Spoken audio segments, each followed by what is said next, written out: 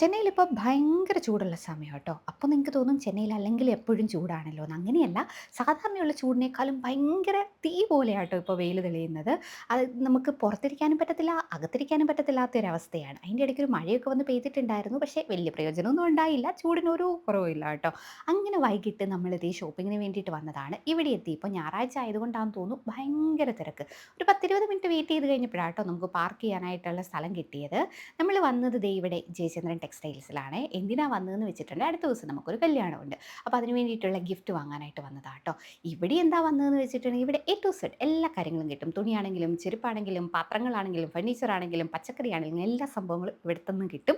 പിന്നെ പോകുന്ന വഴി ദേ ഇതുപോലെ കുഞ്ഞു കുഞ്ഞു തട്ടുകടകളുണ്ട് കേട്ടോ. അവിടെ ജ്യൂസസും സ്നാക്സും പിന്നെ പൂവ്, നട്ട്സ് ഇങ്ങനത്തെ കാര്യങ്ങളൊക്കെ വെക്കുന്ന ഭയങ്കര ക്യൂട്ടായിട്ടുള്ള കുഞ്ഞു കുഞ്ഞു തട്ടുകടകളുണ്ട്. ഇതാണ് നമ്മുടെ ജയചന്ദ്രൻ്റെ ഫ്രണ്ട് സൈഡ് എന്ന് പറയുന്നത്. ഇവിടെ ഫുഡ് കോർട്ടാണ് ഉള്ളത് കേട്ടോ. ഇവിടെ പിന്നെ ദേ ഇങ്ങനെ കുറേ ആൾക്കാർ ഇവിടെ നിൽപ്പുണ്ടായിരുന്നു. കുഞ്ഞുങ്ങൾക്ക് നല്ല രസമാണല്ലോ. കുഞ്ഞുങ്ങളെയൊക്കെ കളിപ്പിച്ചിട്ട് അങ്ങനെ നിൽപ്പുണ്ടായിരുന്നു. അങ്ങനെ നമ്മൾ നേരെ ദേ ഫുഡ് വാങ്ങാനായിട്ട് വന്നു. ഫുഡ് കഴിച്ചിട്ട് പിന്നെ ഷോപ്പിങ്ങിന് കയറാമല്ലോ, അകത്തോട്ട് കയറാമല്ലോ എന്ന് കരുതിയിട്ടാണേ. അപ്പോൾ നോക്കിക്കേ എന്ത് തിരക്കാണെന്ന്. കുറേ സമയം നിന്ന് കഴിഞ്ഞിട്ടാണ് നമുക്ക് ഫുഡ് ഓർഡർ ചെയ്യാനായിട്ട് പറ്റിയത്.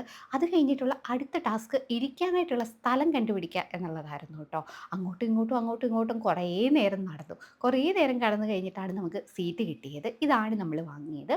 ചിക്കൻ ബിരിയാണി, പിന്നെ നമ്മുടെ ബ്രെഡ് ഓംലെറ്റും. ഇത് രണ്ടും ആട്ടോ വാങ്ങിയത്. ബ്രെഡ് ഓംലെറ്റ് കുഞ്ഞൂസിന് വേണ്ടിയിട്ട് വാങ്ങിയത്. ഭയങ്കര എരിവായിരുന്നു. വായി വെക്കാൻ കൊള്ളുകയില്ലായിരുന്നു.